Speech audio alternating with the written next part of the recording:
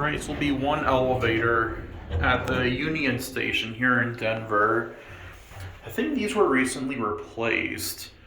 I think if I remember, the old elevators had two-speed doors.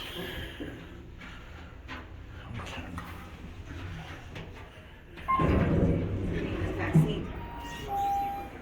Yeah. Hopefully wanted to keep it. Oh, thank you. You're welcome. Yeah, Preston was, he was one of those who was waiting to, what do you say? He was waiting to hear all the ins and outs. And two things happened. First of all, his sister said, well, if you want to see your niece, she'll get her vaccination. And secondly, his wife said, okay, I've had enough. Yes, I'm telling you. We're done. So you're getting your shots. Yeah. But guys, oh, we didn't see what it was.